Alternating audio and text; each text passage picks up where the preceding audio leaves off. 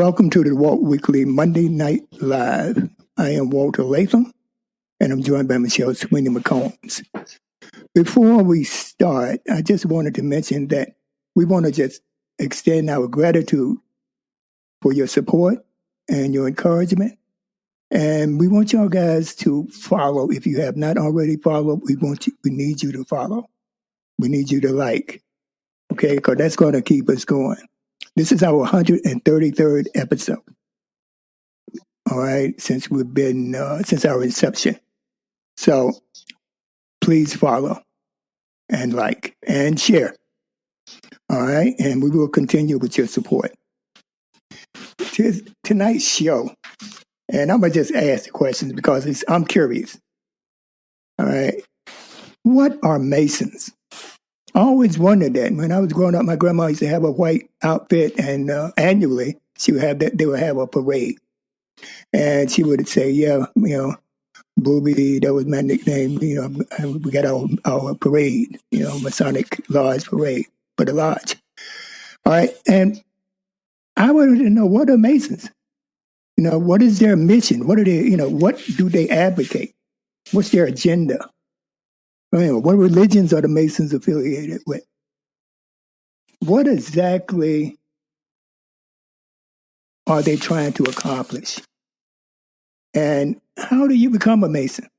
So on tonight's show, folks, we got a very, very high-ranking official that represents the Masons as our guest. And with that, I'm going to turn it over to Michelle for introduction.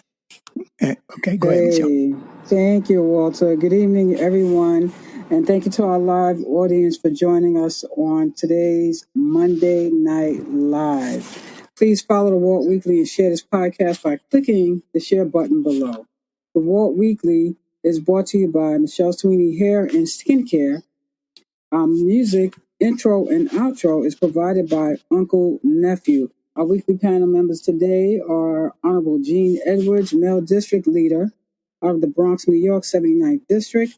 We also have Christopher Sweeney out of New Jersey, retired New York sanitation worker and CEO of Johnny Roof Smokehouse. I'll put all of the information in the chat room. Today we have a special guest, Mr. Kevin P. Wardally. He earned his master's degree in organizational management from the University of Phoenix and is a proud graduate of Syracuse University, where he earned a degree in political science and economics. He resides in Harlem with his wife, Adeku, excuse me if I didn't pronounce it right, and two children, Emerson and Gianna. In Masonry, Kevin follows his grandfather, Henry Blakely, who was raised in Adelphic Union Lodge number 14 in 1941, and his grandmother, Thurza, I'm sorry if I'm not pronouncing it correctly, Blakely, who was a past matron of Beacon Light Chapter number 58 and post illustrious commandress of Medina Court number 1, Daughters of Isis. Kevin's Masonic history: he's a Grand Treasurer of Prince Hall in New York, elected Grand Lodge Treasurer, MWPHGL of New York since 2018 to current. He has an esteemed resume. It's a lot to talk about, and I will let Mr. Wardally speak on it himself. Back to you, Walter.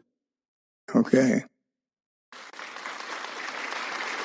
Welcome, Kevin. We appreciate you. Thank you very much. Thank you very much. Thank you for joining us.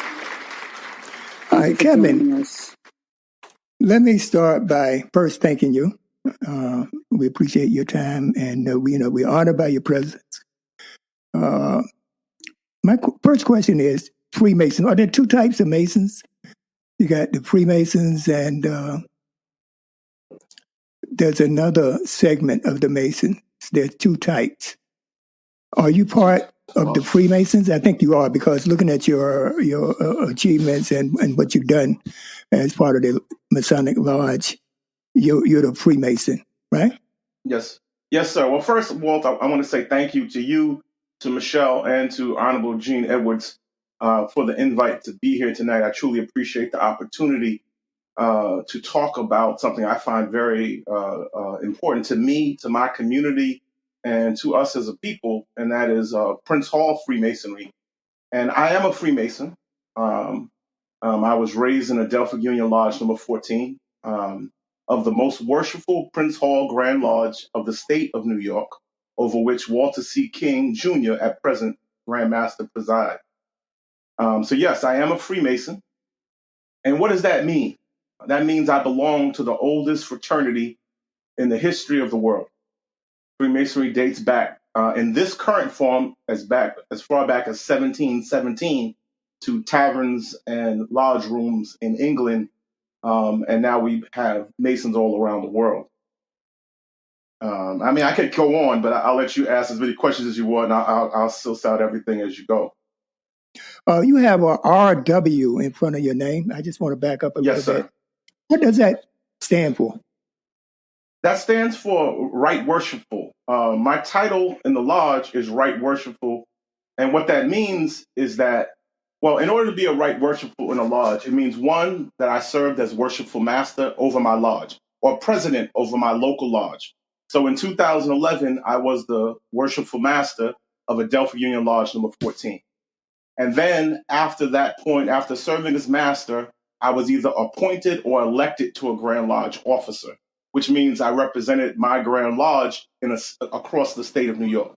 In 2012, I was elected to the trustee board for the state of New York for Prince Hall Masonry, and that made me a Right Worshipful. And I've continued in elected positions since 2012, and I currently serve as the Grand Treasurer for the Prince Hall Grand Lodge of the state of New York. And I was also Grand Librarian, and I've served in other appointed positions. So Right Worshipful is my title, is my official title inside the lodge. But the title that matters most to me is Brother. All right. Prince Hall. Now I was reading a little bit about Prince Hall. He was born in the 1700s, died in the early 1800s, and he was Correct. an abolitionist. He was an abolitionist. He was an educator. He was perhaps the first civil rights leader that we have on record for our country. He was also a businessman, an entrepreneur, and he was a leader of true hindsight and vision. You got to look at the time in which he came to prominence in the Massachusetts area in the 1770s, and he wanted to bring freedom and justice and equality and civil rights to his people at a time when it was barely legal for us to even have jobs or read. And he stood out as a leader of his community at that time. When he did not find the education system sufficient for his people, he opened a school in his home, and he hired teachers from Harvard University and others to teach African American children so their education would not fall that far behind those other students at that time. Also, what he saw in Masonry and why he chose Masonry is he saw that many of the prominent people in the Massachusetts area who were doing great things on behalf of the citizens of Massachusetts and people throughout were Masons. And as he found more and more out about these individuals, he knew that Masonry could be a vehicle that could unite him with others who wanted to do great things on behalf for his people. And he sought to join various lodges in the Boston area, 2 lodges in the Boston area, and was denied membership. He then sought out a military lodge, Irish Military Lodge 441, and they made him and 14 others, they brought them into the Masonic fraternity. And he used Masonry as a tool to educate and to empower. I have a quick question. Absolutely. Masonry was started in England and went to North America, Jamaica, throughout the world. At one point, it was African Americans weren't allowed into Freemason. Can you tell us a little bit about that? Well, the Freemasonry in the Americas, because there were African Americans, there were African people who were being made Masons in Europe, who were being made Masons in other parts of the world, even before Prince Hall. So he wasn't the first Black Mason. which is sometimes stated inaccurately. There were other Black Masons who were made in other parts of the world. What he did was bring Masonry to African Americans here and created the first lodge of African Americans in this country. So Masons here were not they could not run away from the racism that prevailed in this country. So there were times. So Prince Hall himself was denied the mainstream quote unquote lodges that existed in Massachusetts and had to go the military route to gain access to a Masonic lodge.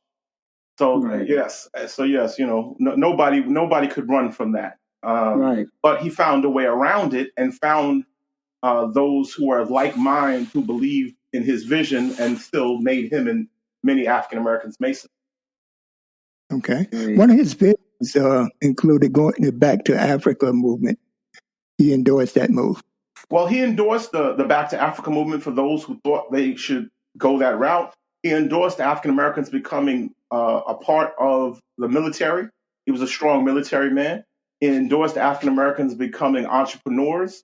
What he wanted was for our people to be the best in any areas that they sought. For some, he thought going back to Africa was the right move. For some, he thought building here was the right move. But he knew that education, faith, and the use of the fraternity as a uniting and charitable arm was going to be key. And that's where he started. Okay. Did I ask you what 33 degrees means? That's a suffix to your name.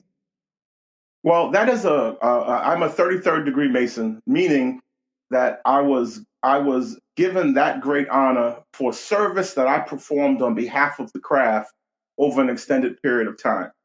The 33rd degree is an honorary degree given to those Masons who exhibit a great love for the craft and who have done some great service, and their peers decide to honor them with that designation.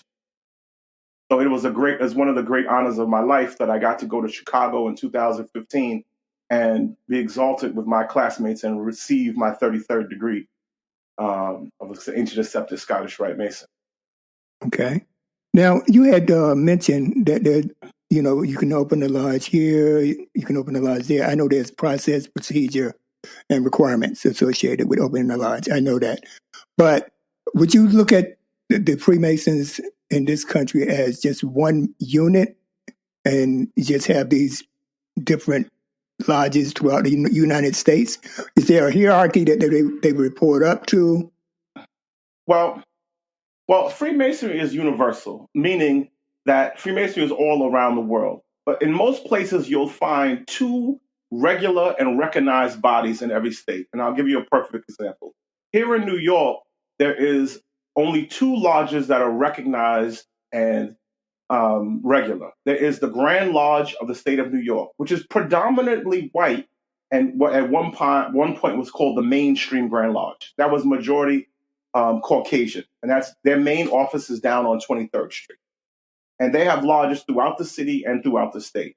And then you would have the Prince Hall Grand Lodge of the state of New York, which is predominantly African American and Latino, although we have some white members, and they have many members of color. And that headquarters is on 454 West 155th Street in Harlem. And we, too, have buildings throughout the city and throughout the state. Now, the reason why there are two different tracks is primarily because of what Michelle mentioned earlier, because of the racism that prevailed back in the 1700s when Masonry came and got a foothold in America. African Americans went on one track, and the majority of Caucasians went on another track.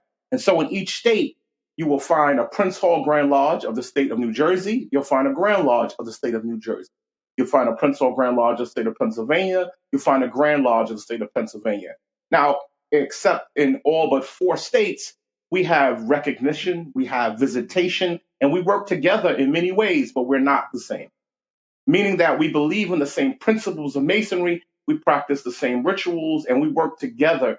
But our tradition, Prince Hall Masonry, is based in the tradition, the beliefs, the history, and struggles of African American people in this country, following the model, the example, the history, and the civil rights struggle as laid down to us by Prince Hall, by Thurgood Marshall, by A. Philip Randolph, et cetera, et cetera, et cetera. And so we hold on to our uniqueness as Prince Hall Masons in this country and around the world, because we have lodges in Liberia, we have lodges in South America, we have lodges in Europe, we have lodges in Africa, throughout Africa.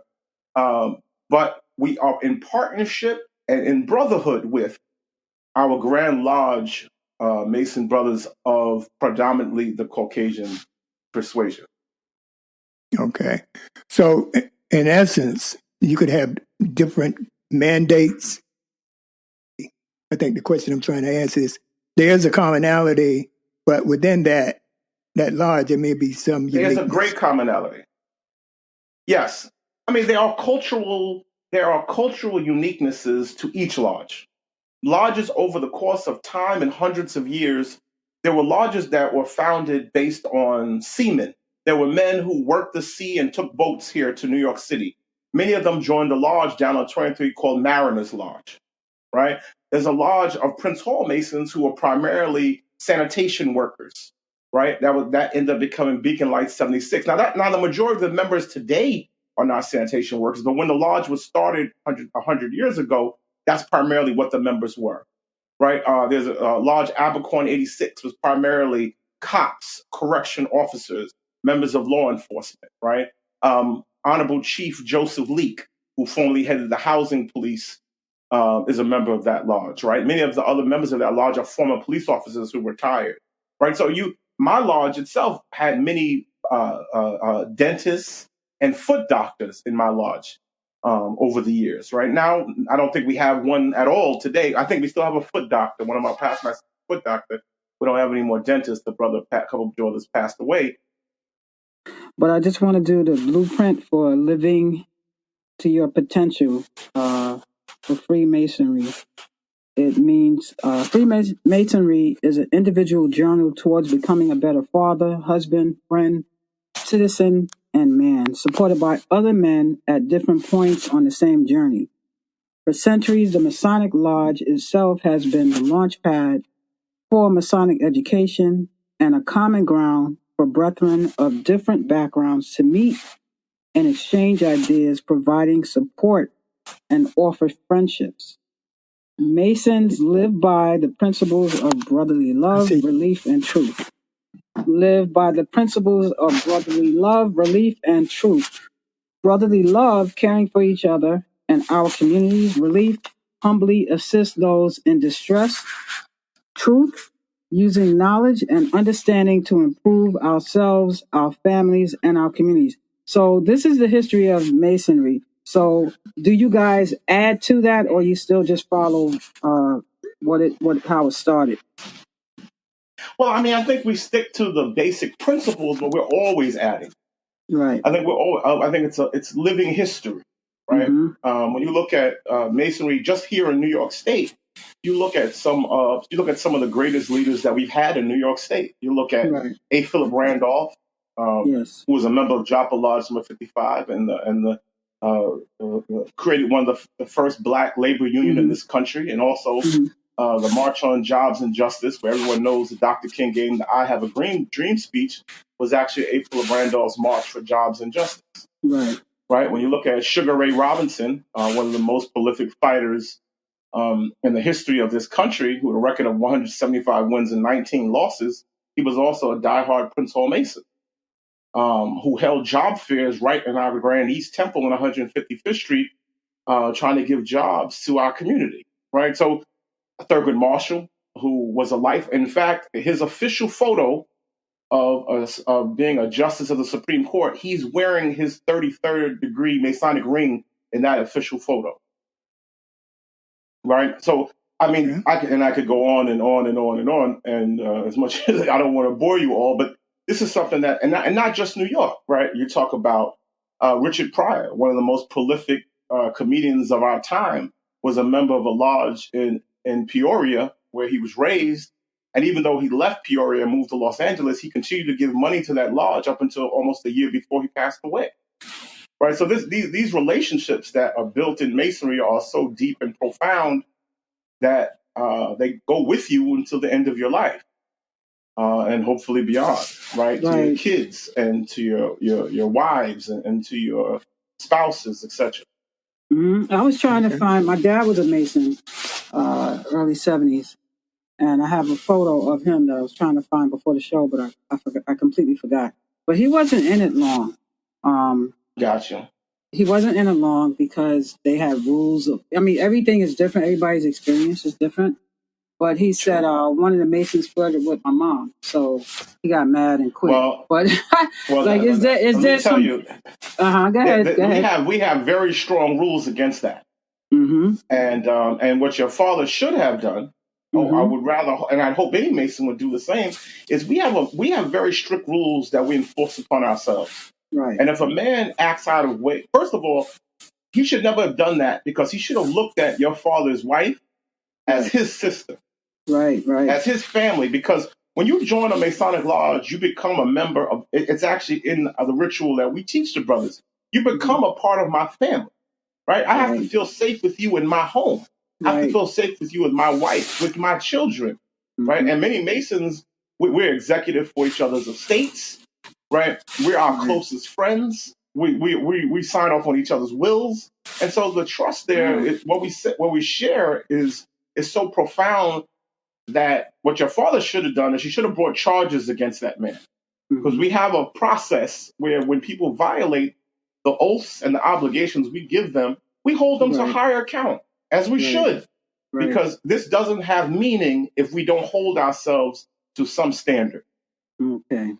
So there's and also, I personally have been involved in processes like that. Yeah. I mean, I still have a lot of his photos from then.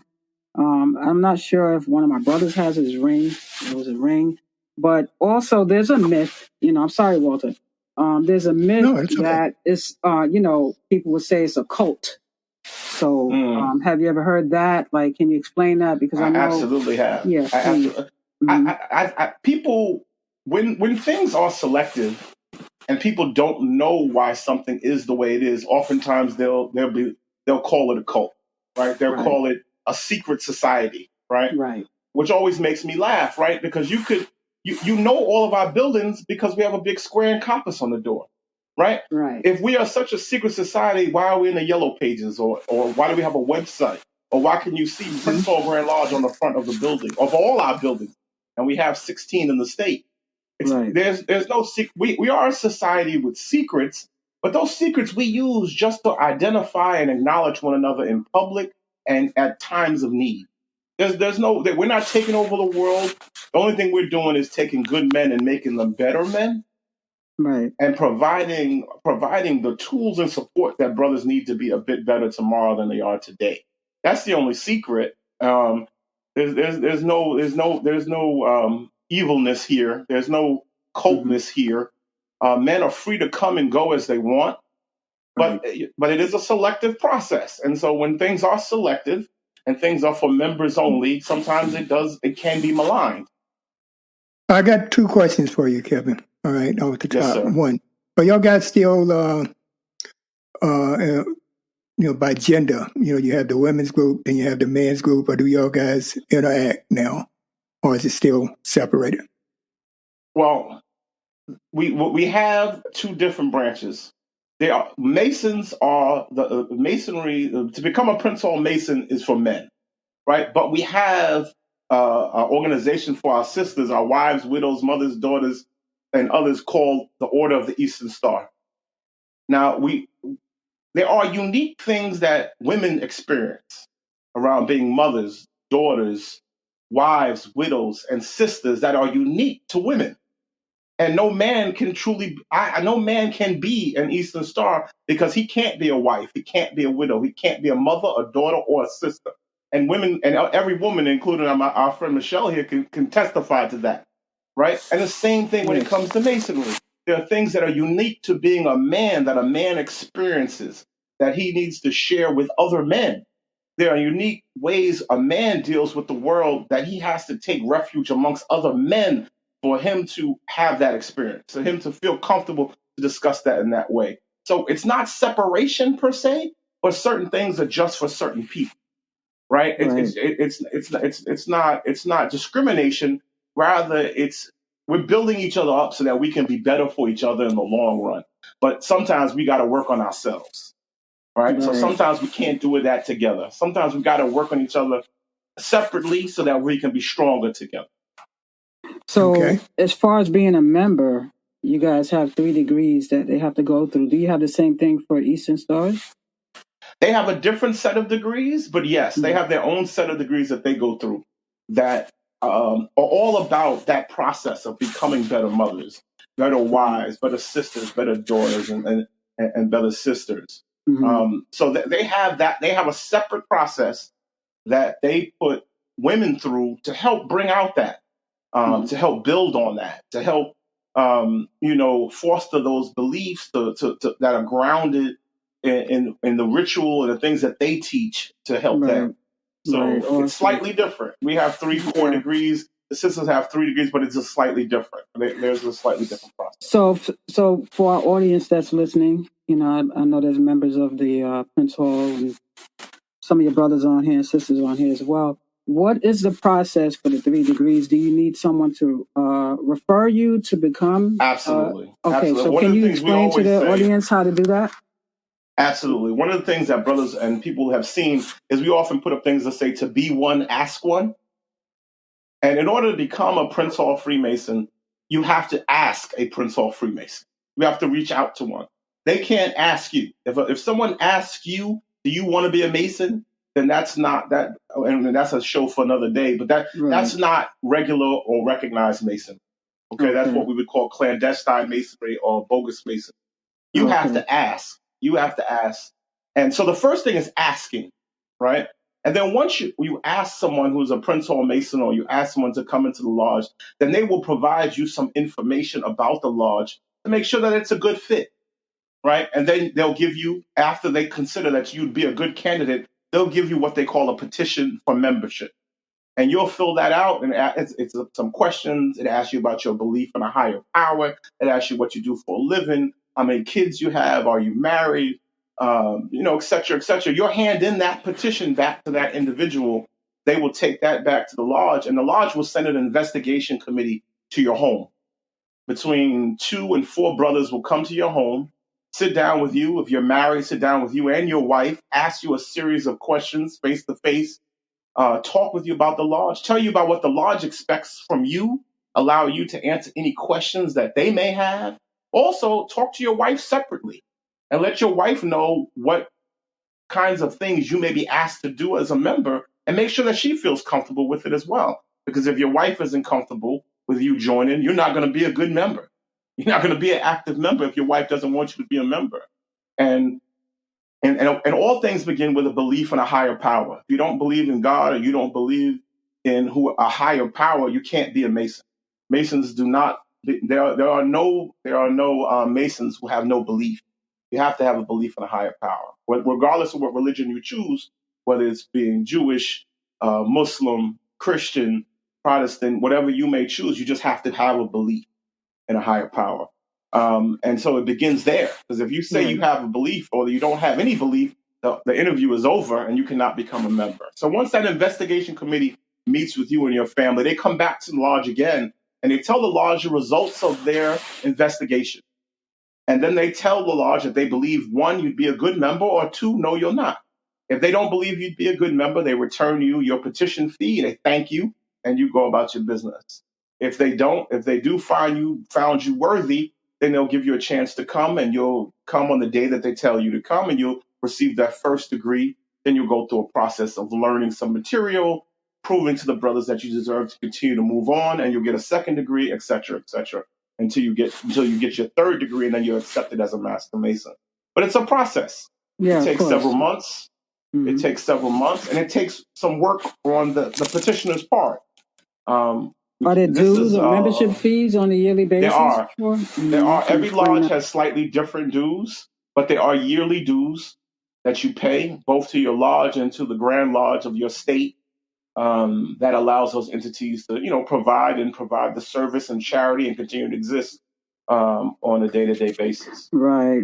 I know, within the Masonry, you all are very active in the community. Is it towards the community, the surrounding, or for the community of the fraternity? It starts, all charity starts at home, right? Yes. I mean, you have to make sure, you have to be a place where your members can be helped. But we are our institutions, our lodges are right in the heart of African American communities all across this state and all across this country.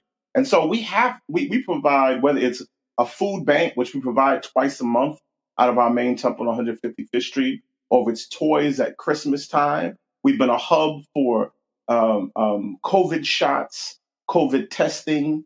We have done, there's so many community service projects that we've done over the years. For the last 50 years, we've done Thanksgiving feedings and Christmas feedings from the temple and various temples throughout the state. When COVID happened, our lodges were giving out PPE, masks. They were giving out hand sanitizer. They were delivering food to hospitals. They were providing, clothes to those that needed it. We have always been a reflection of the need of our community at the time in which their needs exist, whether that's food, whether that's clothing, whether that's PPE or COVID shots. Awesome. I digress. Walter, you can take it back. No, you didn't digress. Those were the questions I had on my list. Okay, so let me get another one in. Okay. Yeah, go ahead. I'm just so interested in this. So anyway, I want to talk about COVID. I know a lot of, when we had the pandemic and the shutdown, I know you just said that you were helping people in the community. How did COVID the pandemic impact your lodge? Well, the COVID was tough for all institutions in our community. We had to learn to pivot. We are an in-person institution. We meet in person. Our lodge meetings are in person. Our Eastern Star meetings are in person. And COVID made us work towards it. Like every place else, we learned how to use Zoom. We learned how to use webinars. We learned the importance of checking in on people on a more consistent basis. We learned about more information about mental health. Whereas it was something that was always there, we learned, a lot of our folks, this is their social outlet. And when you didn't have a social outlet any longer, without Masonry, without Eastern Starism, some of our folks became very depressed, and we had to learn as an institution how important it was to reach out. Very early on during the pandemic, I think we held a prayer vigil at our temple with the 30th precinct, and we brought out a couple hundred members just to bring our members together. And then we did small social distance events just to keep our membership, especially our older membership, engaged and made sure that they were checked in on. We provided meals for those that could not get out as much as they needed to get out or wanted to get out because of what was going on. And of course, we had brothers that delivered hand sanitizer and Lysol cans to folks' home during the heart of the pandemic. But COVID was difficult. We lost many, many, many members. I don't know the exact number, but I know for a fact we lost over 100 members throughout the course of this pandemic. Both brothers and sisters, and some of them were institutions. Past Grandmaster Johnny Joyner and Past Master Kevin Spearman. We lost so many good brothers through the course of this horrible pandemic across this great state. Right.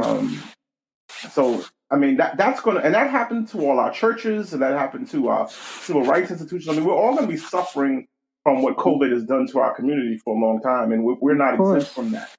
And I don't think it's finished. All right, Kevin, I want to switch over a little bit to the political. All right. Do y'all guys openly endorse or do you have any political affiliations, i.e. Democrat, Republican? Well, as an organization of primarily people of color, we tend to be more Democrat. But as an organization, we do not endorse.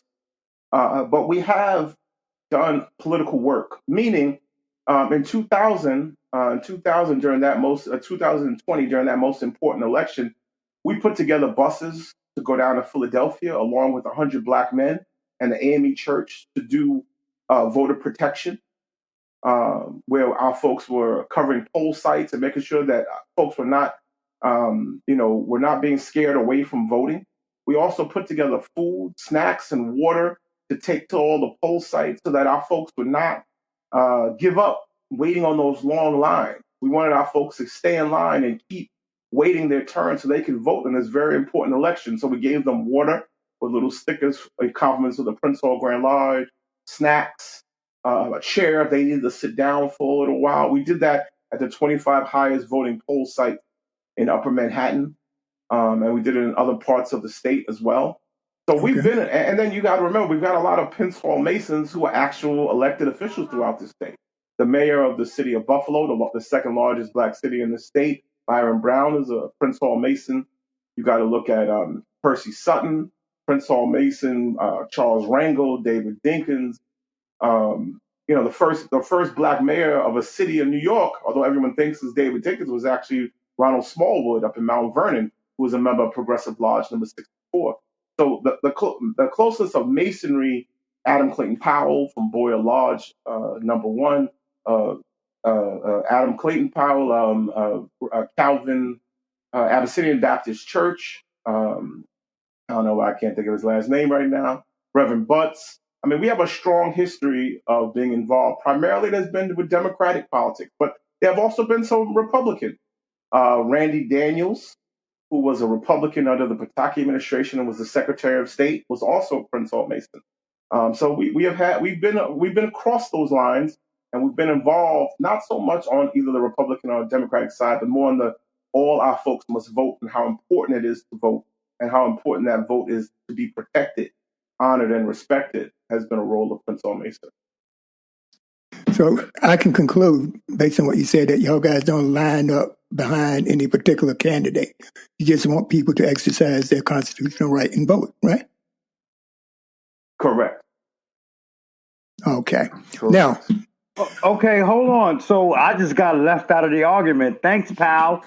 You think Michelle, not me. Later, but I had to get my comments in. Yeah, bro. No. I'm talking to Kevin. He left me out. Thanks, pal. Love you too. I'm sorry, brother. District leader, also Prince Hall Mason, and I'm a former district leader myself in the 70th and 30th district. So yes, look, do we support candidates who are quality, who do great work, who serve our community, who fight on behalf of great causes like Gene Anthony Edwards Jr.? Absolutely.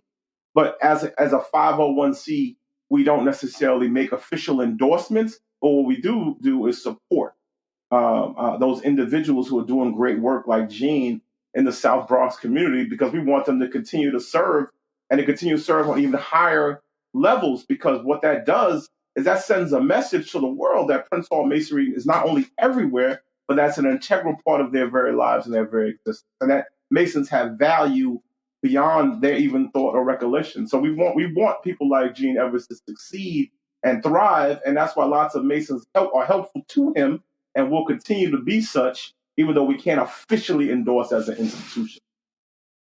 And you know what? And just to piggyback off of what Kevin was saying about so many, Prince Hall Masons in leadership and politics. One of the first things I did when I took office is I began to promote and invoke what what you were talking about earlier, your opening question about brotherly love, relief, and truth, and that kind of stuff. That's what I used to galvanize the district, because they were old community leaders that had old beef. And when I asked them about the beef, it was so old they forgot why they stopped talking to each other. So I would invoke those tenets of Freemasonry, and I use that to galvanize the district. And because of that, now the 79th is one of the darlings in the Bronx because of its prosperity. And it's all due to the philosophies of Freemasonry that I use. I tell people all the time, I am not a genius. I'm just educated the right way. Thank you. Amen. And through his hard work, Gene is not. Gene doesn't tell the whole truth there. That's what hardest working man in show business. You can't let a week go by. You can't let a week go by and he's not feeding someone, he's not clothing someone, some child doesn't have a toy that they didn't have. And that was before he was a district leader. When he was the worship master of our lodge, we began taking toys to domestic violence shelters. We began collecting toys for needs and that was then, right? We began collecting food and giving out food to another brother in the lodge who was also very passionate about food pantries. And that was when he was president and worship master of our lodge. So before his service as a district leader, he was finding ways to use masonry and his own experiences to serve this community. So that's not new to him. Right. I could vouch for one thing. I've attended some events due to Brother Lawrence Johnson being at the lodge with Gene during the school year. Well, summertime, they would have a huge party. It'd be like a 2-day event, an all-weekend event, a cigar party to raise money and funding. And then the Saturday, they'd have a big barbecue, and then they would collect school supplies for children. So I've attended a few of them, and I must say that you guys have and Brother Lawrence Johnson is another fantastic example. Yeah, I mean, he got us to sponsor a football team in Southeast Queens that he was sponsoring. You know, we helped pay for some uniforms and yes, and we also sponsored some cheerleaders when they went to they got national recognition. There you go. Yes. And the lodge gave money and has continued to whenever he asks or whenever he lets us know that the need is there. We actually met with some of the parents. The worship master went out there and met with some of the parents, you know, just to let them know that the lodge was in support of their efforts, that we weren't just a check. And that's another great brother who believes in service and lives it every day. And by the way, I used to do the flyers for him. Oh, nice. Small world. Small world. Yeah, that's how we met Gene. Small world. So, you know, good people. Definitely. So, Walter, next question. Yes, I'm here. I keep throwing you off, right? No. I want y'all guys to, do what you do. Kevin, why would I want to be a Freemason? Well, I need to circle back, Walter. I understand. A person to me would want to be a Freemason because Freemasonry is a way of life that gives them tools and support to be a little bit better tomorrow than they are today. Freemasonry gives you access to those people who would, if not for Freemasonry, would have stayed at a perpetual distance, right? It gives you new relationships, right? It gives you a higher calling, a connection to our higher calling, right? It gives you a connection to individuals like yourself who want to be of service to our community, but know that as we work together, we get more accomplished. Freemasonry also teaches you, in a time-honored tradition, the rituals and history of our people through a process that's older than any of us can remember, right? Prince Hall Masonry gives you a connection because it's the oldest organization amongst people of color in this country. If you look at organization in this country, and you go as far back as Prince Hall Masonry from 1775, 1778, there is no organization amongst people of color that is older than Prince Hall Masonry. The closest to it is the AME Church of itself in 1816, right? Everything else comes after it, whether it's black letter fraternities and sororities in the 1900s, whether it's NAACP in 1909, whether it's CORE in 1942, whether it's even the Black Elks, which come in the 1800s. All of them come after Prince Hall Freemasonry as a powerful force in our community. So you want to be a part of something that will help you be better, that will introduce you to those you never met before who believe in a stronger and better community just like you, that goes back to the beginning of your people in this country and has a positive effect. You want to be a part of something that W.E.B. Du Bois was. You want to be a part of something that A. Philip Randolph was. Or if you want to be a part of something that Congressman Rangel was, that Percy Sutton was, right? Or Reverend Barber, who leads the march on with jobs and justice right now, Reverend Barber is a part of. Or something that John Lewis, Congressman Lewis, who just passed away, at a Masonic funeral right in the rotunda of the Capitol building, where both the Grand Lodge and the Prince Hall Lodge came together to give him Masonic rights live on CNN. So if you want to be a part of something that's bigger, older, more important, and has the tools and support you need, that's why you want to be a Freemason. Because it's a calling. It's a sacred trust given to us by our grandparents, and we hold it and hopefully make it better and pass it down to our children. That's why I believe you want to be a part. Amen. I just want to correct something on there. It's actually before 1700s. It's medieval times that has been in existence. They just documented it from England in this format, in this kind of way, 1717. But yes, Masonry itself goes back farther than that. But similar to this system of lodges and 3 degrees and brotherhood relief, that dates back to 1717, the United Grand Lodge. Right. So I definitely want to tap more on you. You're also a published Masonic author. Can you tell us a little bit about that? Well, I've been honored to be a member of the Philaxis Society, amongst other associations, which is a Black research society where we write about and share stories and histories about Prince Hall Masonry and important Masons who have changed the world. And so I was asked to write a chapter of a book called The Greatest Prince Hall Masons of the 20th Century. And I wrote a large chapter on past Grand Master Louis Fair, who was a past master of my lodge and was one of the most important Masonic figures of the last 200 years. I've also written the forwards to several books. I've been published 27 times on topics relating to Masonry in various institutions. The Amsterdam News, the Working Tools magazine, Philalethes Society, Philaxis Society, the Prince Hall Sentinel, Harlem News, Harlem World. You also have a web show as well, right? We did have a web. We did have a web show for a while. Yes, I was also honored to be a guest of the Prince Hall Think Tank, which you can look up on YouTube, which is a fantastic weekly, not monthly show of Prince Hall thought leaders across the world, where we talk about important topics and they bring in special guests to talk about subject experts. And I was a guest on that show several times. I was a guest of Dr. Roscoe C. Brown, God bless his soul, talking about politics and Masonry.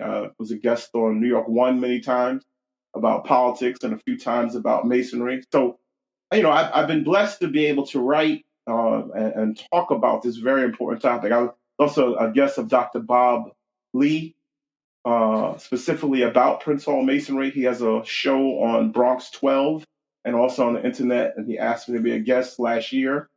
So I've been blessed to talk about this a few times. Right. You have an amazing career in this, like your whole life is in Masonry. Incredible. Well, I've been blessed. Incredible resume. I've been blessed. Yeah. I do have a question that I didn't have written down, but Masonry, do y'all guys actually do Masonry? Not now. I'm talking about in the past. Like I said, the Capitol building the construction was controlled by the Masons and etc. Is that something that is just out there, or is that? Well, Freemasonry is a Freemason. There are two sides of Masonry, right? There's the operative art, right? Those are folks who actually lay bricks, right? And then there's what we call the speculative art. And speculative is using the tools of the operative art for a more spiritual and esoteric purpose. So we have more doctors and lawyers and in Freemasonry than they don't know how to do the masonry part per se. But do we have Masons, operative Masons as part of Masonry? Absolutely. We have many brothers who actually do that work. Brothers in my own lodge who work in construction, who are fantastic artisans on that side. And then you have people like me who's book smart and can draw a circle. So Freemasonry uses the speculative. Operative is much more that background. Okay. Because as you said, when you have a closed group of people, then you got these conspiracy theories that originate that y'all guys are called, that you're this. And I've heard something to the effect that Masons, they are everywhere. They control the world, all right? Especially America. If you go to Washington, D.C., they control. Have you ever heard that conspiracy? I wish. I've heard it many times, and I wish we controlled more than we did, because we probably have a better world today if Masons controlled much more of it. Masons don't. Masons believe in free thought. Masons believe in a free society. But Masons are all over. There's no doubt about it. I mean, one of the most famous pictures of George Washington is him in his Masonic garb laying the cornerstone at the dedication of the what you call the White House and at the Capitol building. So yeah, Masonry has a long, strong history in this country and around the world, and we've been involved in a lot. There's no doubt about it, because good men have been involved in a lot of good things, and so we are everywhere. But no, we don't control everything. Lord knows, I wish in many days we did, but we don't. But yes, you'll find Masons everywhere, and as a consequence, that has made some people uncomfortable, because we have handshakes and we have so-called secret words and we have a brotherhood that unites us. Some people aren't as comfortable with that because they're not part of the same club, and so that's really just uneasiness of weak-minded individuals in my mind, because although we are selective in membership, if you ask and you come the right way, you can. There are so many lodges in this world that you can be made a member if you so choose, and it's not for everybody. It's not for everybody, nor will it ever be. But it's not. It isn't about running the world, and it's not. But yes, there have been some major Masons throughout this history of this country who have done some very, very important roles, starting from George Washington to Prince Hall to so many others. I mean, the list goes on and on. And so as a consequence, some folks can feel away. Okay. All right. Now, I want to turn it over to Gene, one of our panel members, and he's also a member of the Freemasons. Gene? So can we get Gene in here? Yeah, I'm here. So these are my closing arguments, correct? Yeah, basically. All right, great. What's unfortunate about the rules in Freemasonry is that if a candidate is running for office, they can't really come out and say that. It's called electioneering, as opposed to the political world that we live in. I started campaigning back in January, telling everybody I'm running for re-election. So because Kevin can't speak for himself, I'm speaking solely as the Honorable Gene Edwards, District Leader of the 79th Assembly District. I am not speaking as a Mason. Again, let me make it clear. I'm speaking as the Honorable Gene Edwards, District Leader for the 79th Assembly District. Brother Wardally will be seeking the office of Grand Junior Warden in June at our grand session, and I openly endorse him for that office. And I'm speaking as an elected official, not a Freemason, but I openly endorse Kevin to be the next Grand Junior Warden. And I hope that everyone within the listening office that is part of our institution will get behind him as well. And with that, I'll digress. Thank you for being on the show, Kevin. God bless you, brother. Thank you, baby. Yes. I appreciate it. I appreciate it.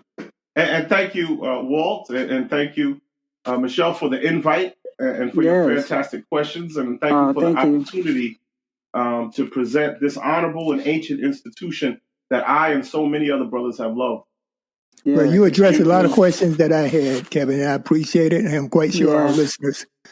Okay. Yeah, so, brother, yes, good. Yeah. So, Kevin, do you guys have a website that if anyone's interested that they can check? I apologize. I should have mentioned it. www.princehallny.org. That's www.princehall, all one word, princehallny.org. And you can also type, if you put in Google Prince Hall Masons of New York, it'll also come up that way. But yes, princehallny.org. You can learn about our Grand Master. You can learn about our Grand Lodge. You can find out other lodges that meet throughout the state and some of the initiatives and and good works that we've been a part of. Okay, that's fantastic. Amen. All right. I Fantastic. see a brother coming in, LJ. He's late, but he's never late. Thank you all. We have a lot of brothers out there in the audience. Yeah, thank you. All right, great. Thank you very much. Yo, guys, follow us, please. Follow the Walk Follow Weekly the Walk podcast Weekly. on all Definitely, platforms, definitely. please. All right. Yes. So I'm going to turn it over to you, So, Michelle. You can take us out. Yeah. Awesome. Thank you, Walter, and thank you, everyone, our live audience. Thank you to our panel members, Gene Anthony Edwards out of the Bronx, New York. And thank you for listening in. Thank you, brother Kevin. We appreciate you coming on, sharing your story, and sharing the story of Prince Hall, New York. You can follow us at thewalkweekly.com. You can also follow us on IG and Facebook at The Walt Weekly, Twitter, Walt Weekly, Podbean, The Walt Weekly. We can be found on all streaming platforms, iTunes, Spotify Radio, iHeartRadio, Pandora, and other streaming platforms where you get your podcast. So we look forward to next week where we have a first female radio owner, Muta Evans, will be on our Friday live this week on Friday evening at 6 p.m. Please follow the Walt Weekly for updates. We thank you all again. Kevin, thank you, bless you, and good luck with your temple. Much success to it. And everyone have a great evening. Have a great See you week. on Friday. Thank you. See you Friday night. Thank you all. Bye-bye. All right.